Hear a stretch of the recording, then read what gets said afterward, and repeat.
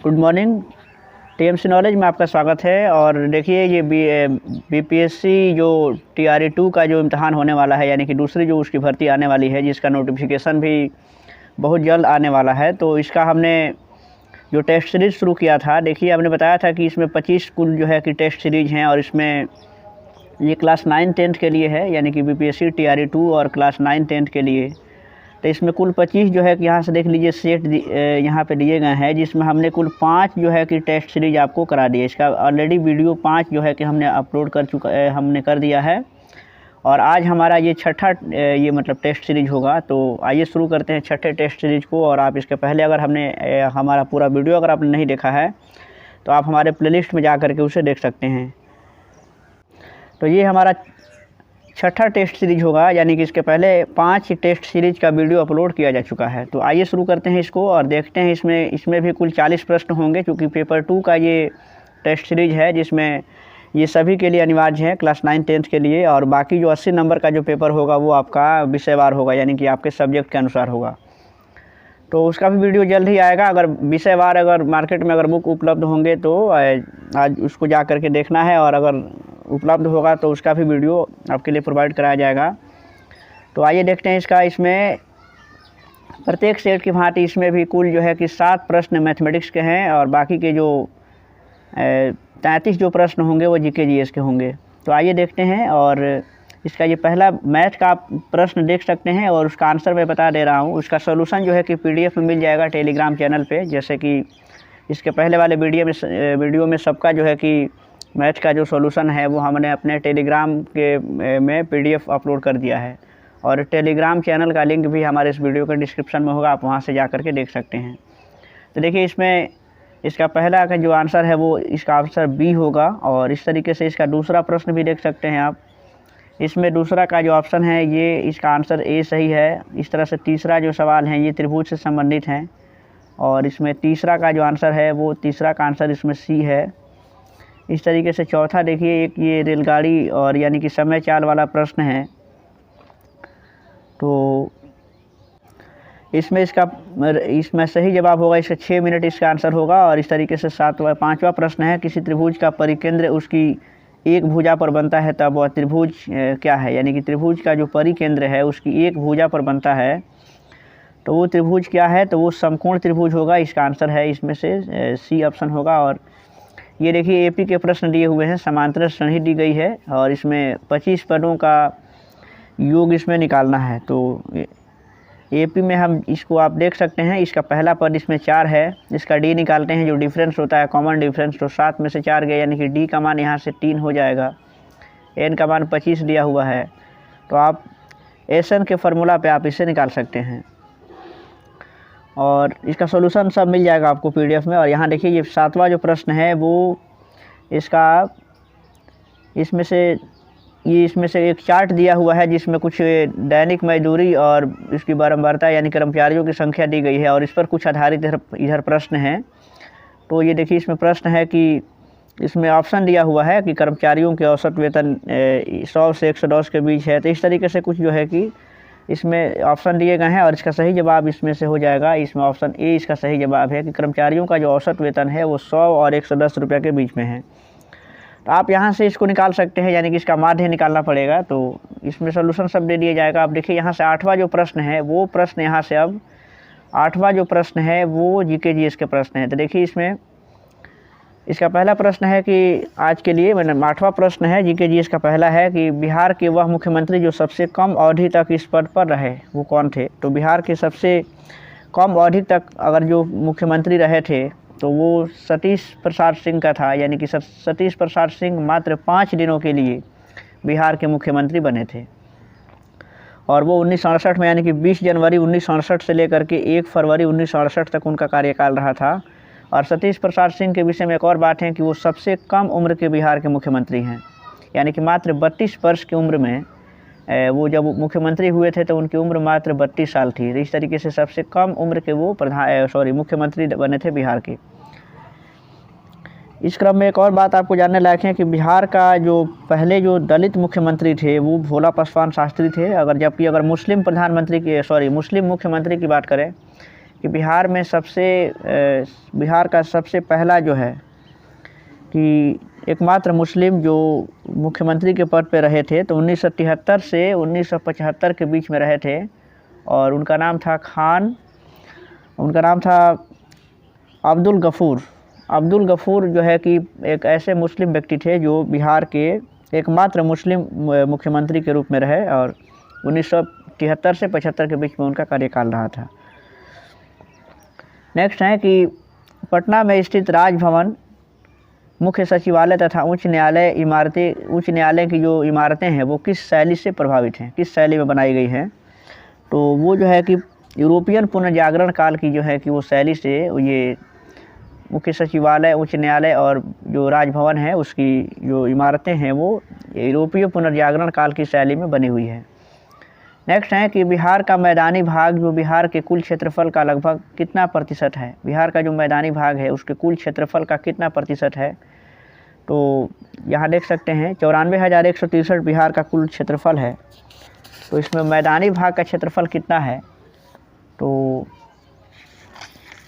देखिए, इसमें बिहार में लगभग 95% जो हिस्सा है वो मैदानी क्षेत्र का है, यानी कि बिहार के कुल क्षेत्रफल का मैदानी भाग जो है वो 55% है, और बिहार का कुल क्षेत्रफल जो है वो 94,163 है। याद रखिएगा, 94,163।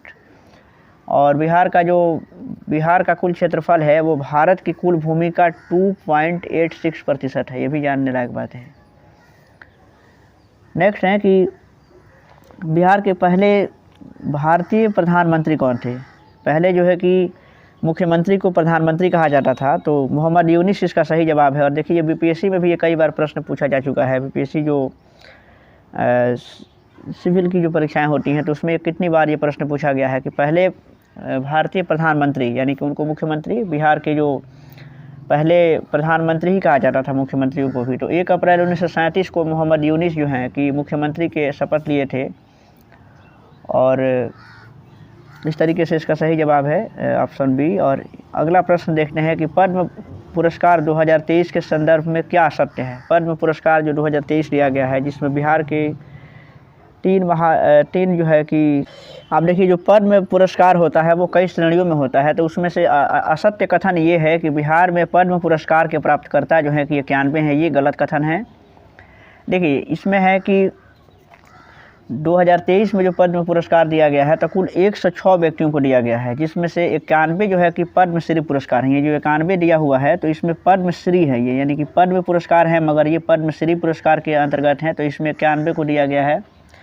बाकी पद्म भूषण पुरस्कार जो है कि वो 9 व्यक्तियों को दिया गया है। ये सही है, यानी कि ऑप्शन डी भी इसका सही है। और पद्म विभूषण जो है वो 6 व्यक्तियों को दिया गया है, यानी कि ये भी सही है।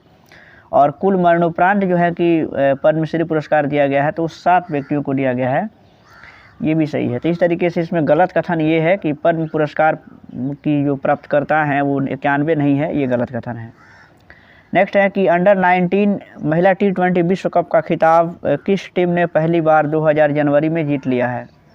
अंडर 19 T20 विश्व कप की बात कर रहा है कि इसमें से इसका खिताब किस टीम ने पहली बार जीता है? तो इसका ऑप्शन इसमें है भारत ने जीता है, यानी कि भारत इसका विजेता रहा है। और जो दक्षिण अफ्रीका में आयोजित हुआ था तो भारत ने इसे जीता है। और इसमें भारत ने इंग्लैंड को पराजित किया है, और ये जो मैच है, ये जो टूर्नामेंट हुआ था वो साउथ अफ्रीका में हुआ था। नेक्स्ट है कि भारत से बाहर किस देश में पहला भारतीय प्रौद्योगिकी संस्थान यानी कि IIT स्थापित किया जाएगा? भारत से बाहर किस देश में पहला भारतीय जो IIT संस्थान है यानी कि प्रौद्योगिकी संस्थान स्थापित किया जाएगा? तो इसका सही जवाब है कि ऑप्शन बी, यानी कि संयुक्त अरब अमीरात में इसको स्थापित किया जाएगा। और वर्तमान में अगर कुल IIT संस्थान की बात करें तो भारत में अभी कुल जो है कि 23 IIT संस्थान हैं। नेक्स्ट है कि समुद्री तट के सहारे कोहरे के निर्माण का कारण क्या है? समुद्री तट के सहारे कोहरे के निर्माण का मुख्य कारण क्या है? तो देखिए, इसमें मुख्य कारण इसका अभिवहन है, यानी कि सूर्य का जो विकिरण होता है उससे पृथ्वी की सतह जो है कि वो गर्म होती है। विकिरण इसमें नहीं होगा। इसका सही आंसर है कि अभिवहन के कारण समुद्र तट के सहारे कोहरे का निर्माण हो जाता है। और नेक्स्ट है कि यदि कोई विलयन नीले रंग के लिटमस पेपर को लाल में बदल लेता है तो इस विलयन का पीएच मान क्या होगा। सबसे पहले आप जानिए कि कौन सा जो विलयन है वो नीले रंग के लिटमस को लाल कर देता है। तो देखिए, तो वो जो है कि विलयन जो होता है वो, अगर कोई विलयन नीले रंग के लिटमस को लाल रंग में बदल लेता है तो इसका विलयन का मान जो होगा वो 60 से कम होता है। और 60 से कम किसका होता है, तो 60 से जो कम होता है वो अम्ल का होता है। यानी कि अम्ल का जो पीएच मान होता है 60 से कम होता है, क्षार का 60 से ज़्यादा होता है, और उदासीन विलयन जो होता है उसका जो पीएच मान होता है वो 7 होता है। तो इस तरीके से इसका मतलब है कि अम्ल जो होता है वो नीले लिटमस पत्र को लाल कर देता है और उसका जो पीएच मान होता है वो 60 से कम होता है। नेक्स्ट प्रश्न यहाँ से देखते हैं। अब नेक्स्ट प्रश्न है कि बिना केंद्रक एवं कोशिकांगों वाले जीव कौन से वर्ग में आते हैं। जिसमें केंद्रक नहीं होता है और कोशिकांग भी नहीं होते हैं, तो ऐसे जीव किस वर्ग में आते हैं। देखिए, तो ऐसे जो जीव होते हैं वो ये जो जिनमें केंद्रक भी नहीं होता है और कोशिकांग भी नहीं होता है, तो वैसे जीव जो होते हैं वो प्रोटिस्टा होता है और एक होते हैं आर्कीबैक्टीरिया में आते हैं। यानी कि इसका सही जवाब है कि ये प्रोटिस्टा वर्ग में भी आते हैं और आर्कीबैक्टीरिया में भी आते हैं। तो इस तरीके से इसका ऑप्शन बी सही है, यानी कि दूसरा और चौथा जो है ये समूह के जीव होते हैं। मृतपोषी पोषण क्या है। अगला प्रश्न है कि मृतपोषी पोषण क्या है। जिसमें देखिए, मृतपोषी जो पोषण होता है जिसमें जीव अपना भोजन मृत एवं क्षयकारी पदार्थों से प्राप्त करते हैं। तो इस तरीके से इसका सही जवाब है ऑप्शन डी, यानी कि ऐसे जीव जो अपना भोजन मृत और क्षयकारी पदार्थों से प्राप्त करते हैं तो उसे मृतपोषी पोषण कहा जाता है। और नेक्स्ट है कि किसी वेग पर चलती हुई एक ट्रेन से एक व्यक्ति प्लेटफॉर्म पर एक गेंद को गिराता है, तो प्लेटफॉर्म पर खड़ा एक प्रेक्षक द्वारा देखा गया गेंद का मार्ग क्या होगा। क्या वो गेंद सीधी रेखा पर चलेगी, एक वृत्ताकार पथ पर चलेगी, या एक परवलय यानी कि जो पराबोला होता है उस पथ पे चलेगी, या इनमें से कोई नहीं। इसका 4 ऑप्शन दिया हुआ है। तो देखिए, अगर कोई व्यक्ति है, अगर वो एक ट्रेन से एक व्यक्ति प्लेटफॉर्म पे गेंद को गिराएगा तो प्लेटफॉर्म पे जो खड़ा जो प्रेक्षक होगा तो उसके द्वारा जो गेंद का मार्ग होगा वो पराबोला जैसा होगा, यानी कि एक परवलय के आकार का होगा। तो इस तरीके से इसका सही जवाब है ऑप्शन सी, इसका राइट आंसर है। और यदि कोई गेंद को अगर ट्रेन से गेंद को बाहर फेंका जाएगा तो ट्रेन में खड़े व्यक्ति को इसका पथ जो है कि एक सरल रेखा में दिखेगा। और इस तरीके से अगला प्रश्न देखते हैं आपके, किस हार्मोन के स्राव के कारण हृदय की धड़कन एवं श्वसन दर में एक साथ वृद्धि होती है। कौन सा हार्मोन है जिसके स्राव के कारण हृदय की जो गति है वो बढ़ जाती है और श्वसन दर भी बढ़ जाती हैं। तो इसका सही जवाब है कि एड्रेनाइल, ये जो है कि ये पहला इसमें ऑप्शन जो दिया है, देखिए एड्रेनालाइन एक हार्मोन है जिसके स्राव के कारण हृदय की धड़कन और श्वसन दर में दोनों में एक साथ वृद्धि हो जाती है।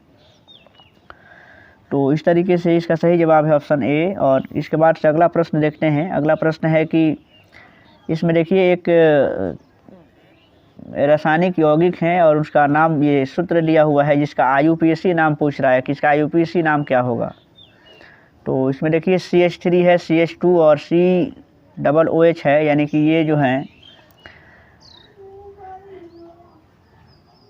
इसमें जो फंक्शनल ग्रुप जो लगा हुआ है यानी कि COOH जो होता है वो ओइक एसिड का होता है। यानी कि जो भी नाम होगा उसमें उसके अंत में मतलब ओइक लगा होगा, यानी कि एल्कोनिक एसिड का है। यानी कि इस तरीके से इसमें ये प्रोपेनाइक अम्ल होगा, क्योंकि देखिए इसमें कार्बन की संख्या इसमें जो है कि 3 है और इसमें ये जो है कि ओइक एसिड का है। तो इस तरीके से इसका सही जवाब हो जाएगा कि प्रोपेनाइक अम्ल इसका IUPAC नाम होगा। नेक्स्ट है कि अम्ल और उस पदार्थ में जिसमें वह पाया जाता है का इसमें से कौन सा युग्म सुमेलित नहीं है। देखना है, इसमें एस्कॉर्बिक एसिड है, यानी कि इमली में पाया जाता है, लैक्टिक अम्ल दही में, ऑक्जेलिक अम्ल है पालक में पाया जाता है, और एसिटिक अम्ल जो होता है वो सिरका में पाया जाता है। तो देखिए इसमें देखना है कि असुमेलित कौन है। तो इसका जो देख लीजिए यहाँ से, एस्कॉर्बिक जो एसिड होता है वो आंवला में पाया जाता है, और इस तरह के जो एसिटिक अम्ल है ये सिरका में, ये भी सही है। लैक्टिक अम्ल जो होता है वो दही में पाया जाता है, और इस तरीके से इसमें जो ऑक्जेलिक अम्ल होता है वो टमाटर में, पालक में और चने में पाया जाता है, ये सही है। इसमें सिर्फ जो है कि ऑप्शन ए इसका ये सुमेलित नहीं है, यानी कि एस्कॉर्बिक एसिड जो है कि इमली में नहीं बल्कि आंवला होगा इसका। और इसमें क्योंकि इमली में टार्टरिक अम्ल पाया जाता है, इमली और अंगूर और कच्चे आम जो होते हैं उसमें टार्टरिक अम्ल होता है, जबकि एस्कॉर्बिक एसिड जो है कि वो सिर्फ आंवला में पाया जाता है। तो बाकी के तीनों ये सुमेलित हैं, ये सुमेलित नहीं था, यहाँ पे इमली नहीं होकर के आंवला होगा। नेक्स्ट प्रश्न देखते हैं कि लोथल स्थल पर हड़प्पा के अवशेषों की खोज निम्न में से किसने की थी, यानी कि लोथल जो गुजरात में है और ये हड़प्पा सभ्यता का एक प्रमुख स्थल था।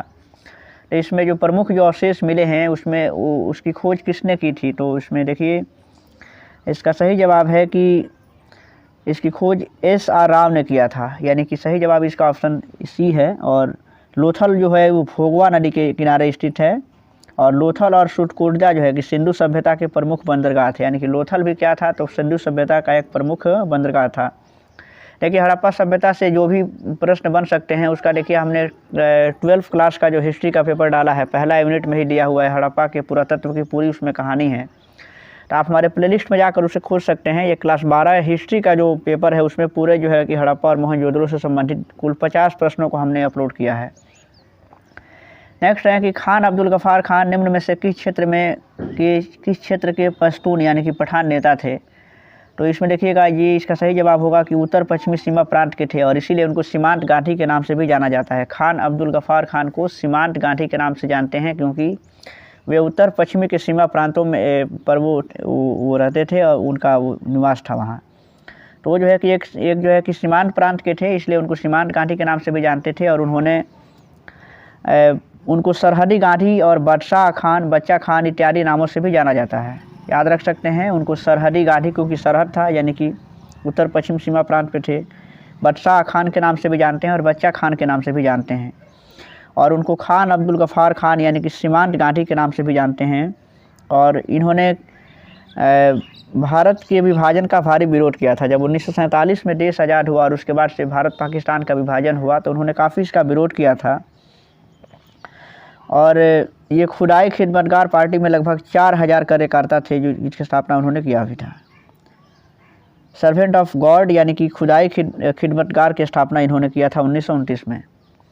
नेक्स्ट है कि लखनऊ संधि में हस्ताक्षर किए गए थे। लखनऊ संधि कब हुई थी, यानी कि इसका बताना है तो 1916 में जो लखनऊ संधि हुई थी इस पर हस्ताक्षर हुए थे।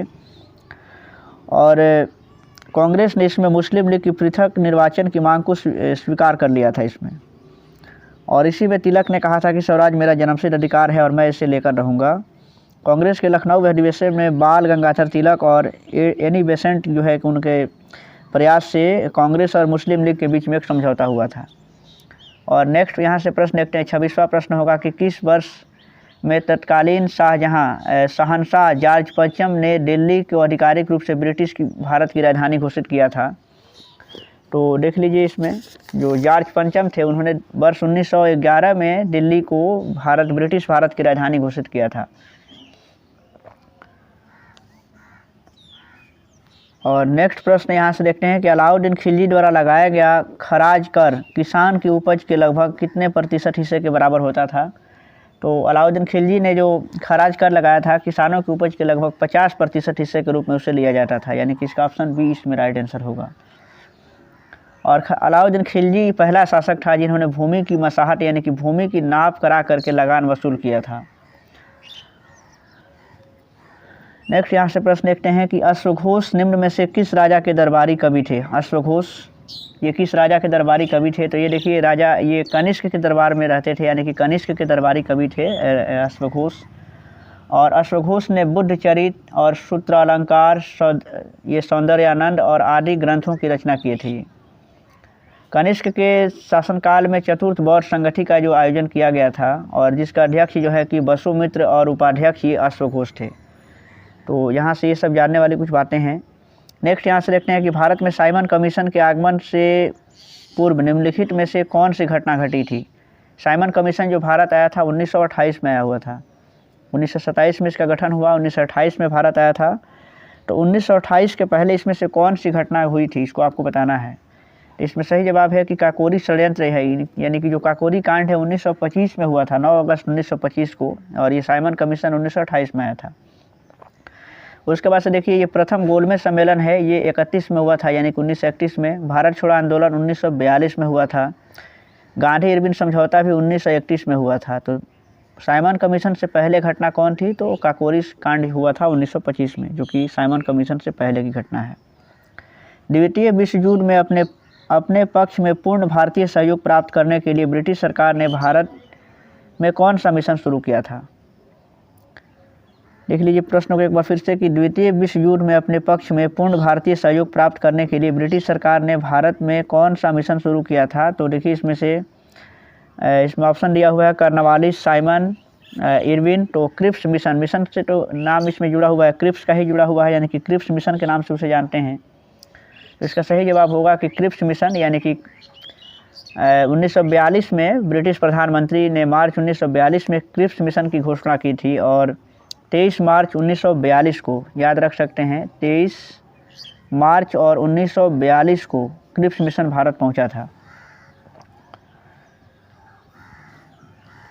नेक्स्ट प्रश्न यहाँ से देखते हैं कि दारा शिकोह जो है, अगला प्रश्न है कि दारा शिकोह अंततः उत्तराधिकार के युद्ध में सामूगढ़ की लड़ाई में किससे हार गया था? तो देखिए इसमें वो औरंगजेब से हार गया था, यानी कि औरंगजेब जो है कि अपने 4 भाइयों से युद्ध करता रहा उत्तराधिकार के लिए। तो इस तरीके से दारा शिकोह जो है कि सामूगढ़ की लड़ाई में औरंगजेब से हार गया था। और सामूगढ़ का जो युद्ध हुआ था 29 मई 1658 को हुआ था। दारा शिकोह और उनके 3 भाइयों औरंगजेब, शाह शुजा और मुराद के मध्य हुआ था, जिसमें औरंगजेब जो है कि वो विजयी हुआ था। नेक्स्ट यहाँ से प्रश्न देखते हैं कि इनमें से कौन सुमेलित नहीं है। देखिए यहाँ से कुछ बांध के नाम दिए गए हैं और उससे संबंधित नदियों के नाम है। आपको बताना है कि किस नदी पर कौन से बांध बनाए गए हैं। सरदार सरोवर ये नर्मदा नदी पर है। तिलैया बांध जो हैं ये बराकर नदी पर हैं, जबकि यहाँ पे कुनार नदी दिया गया, यही सुमेलित लग रहा है। देखिए गांधी सागर बांध ये चंबल नदी पर है और नागार्जुन सागर बांध भी कृष्णा नदी पर है। तो इसमें सिर्फ ऑप्शन इसका बी हो जाएगा, यानी कि तिलैया बांध का संबंध बराकर नदी से है, कुनार नदी से नहीं है। इस तरीके से इसका सही जवाब हो जाएगा इसमें से ऑप्शन बी, ये सुमेलित नहीं है, कुनार नहीं बल्कि बराकर नदी होगा। अगला प्रश्न है कि संसद के दोनों सदनों की संयुक्त बैठक की अध्यक्षता निम्नलिखित में से कौन करता है? संसद के दोनों सदनों की संयुक्त बैठक की अध्यक्षता कौन करता है? तो देखिए इसमें से ऑप्शन इसके आपके सामने है और इसका सही जवाब है कि लोकसभा का जो अध्यक्ष होता है वो संसद के दोनों सदनों की संयुक्त बैठक करता है। और अगला प्रश्न है कि भारतीय संविधान के अनुसार निम्नलिखित में से कौन सा कथन सही है? कौन सा कथन इसमें से सही देखना है? तो इसमें ऑप्शन डी इसका है कि न्यायपालिका देश की अदालतों की प्रणाली को संदर्भित करती है, ये इसका ऑप्शन सही है। और नेक्स्ट है कि प्रवर, मंजीरा और मानेर नदियाँ किसकी सहायक नदी हैं?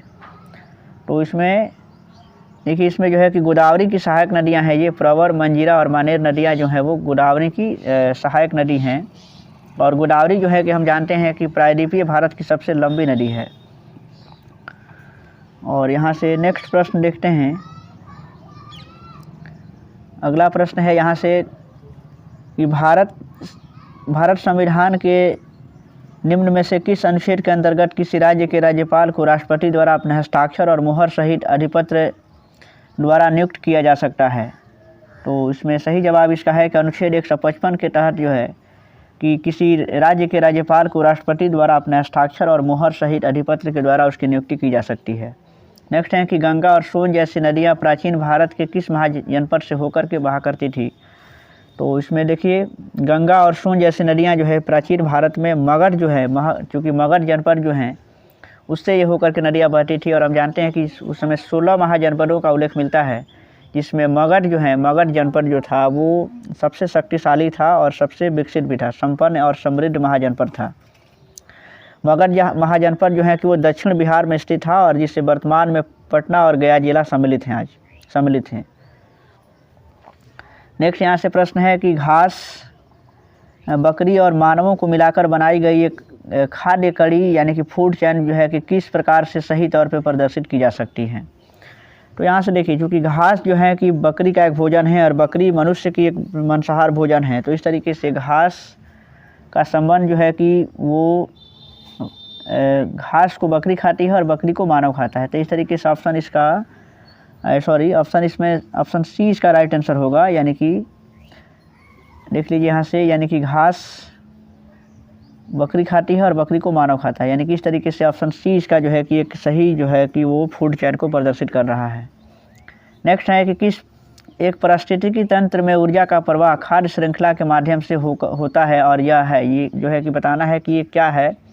तो खाद्य श्रृंखला जो होता है वो एक तरफा प्रवाह उसका होता है, तो इस तरीके से ऑप्शन इसका है हो जाएगा ऑप्शन सी, इसका बी हो जाएगा। इस तरह के प्रश्न इसके पहले भी मिला हुआ है कि जो खाद्य जो श्रृंखला होती हैं वो एक दिशा में ही होता है। और यहाँ से एक आखिरी प्रश्न यहाँ से देखते हैं आज का कि देखिए 5 पोषी स्तरों की एक साधारण खाद्य श्रृंखला नीचे दी गई है, और यदि चौथा पोषी स्तर में मौजूद सर्प को 10 किलो जूल ऊर्जा मिलती है तो उत्पादकों के पास ऊर्जा की कितनी मात्रा उपलब्ध है। यहाँ पे देखिए एक डायग्राम भी बनाया गया है। तो इसमें देखिए चौथा में स्नेक दिया हुआ है, यानी कि सांप है, और उसको 10 किलो जूल ऊर्जा अगर मिलती है तो उत्पादकों को पास कितनी जो है कि ऊर्जा होगी। तो देखिए यदि चौथे पोषी स्तर में अगर मौजूद जो सर्प है उसको अगर 10 किलो जूल की ऊर्जा मिलती है तो उत्पादकों के पास जो है कि वो 10,000 किलो जूल की ऊर्जा प्राप्त होगी, मात्रा उपलब्ध होगी। तो इस तरीके से इसका सही जवाब इसमें है ऑप्शन ए, इसका राइट आंसर है, यानी कि 10,000 किलो जूल। देखिए यहाँ से यदि स्नेक को 10 किलो जूल है, जो मेढक है उसके पास 100 किलो जूल ऊर्जा होगी, जो ग्रास हॉपर है यानी कि उसको 1000, और जो ग्रास है यानी कि चूँकि उत्पादक होते हैं हरे पौधे जो होते हैं तो उनके पास जो है कि वो 10,000 किलो जूल की ऊर्जा उपलब्ध होंगी। तो इस तरीके से ये सामान्य अध्ययन के कुछ मैथ का जो सॉल्यूशन है वो पीडीएफ में टेलीग्राम चैनल पे आप देख सकते हैं। तो अगला जो उसका जो सेट होगा वो फिर अपलोड किया जाएगा। इसका 7वां टेस्ट सीरीज होगा, इसके पहले ये कुल 6 टेस्ट सीरीज हो गए हैं। आप इसे अवश्य देखिए और वीडियो को अधिक से अधिक लाइक भी कीजिए और शेयर कीजिए।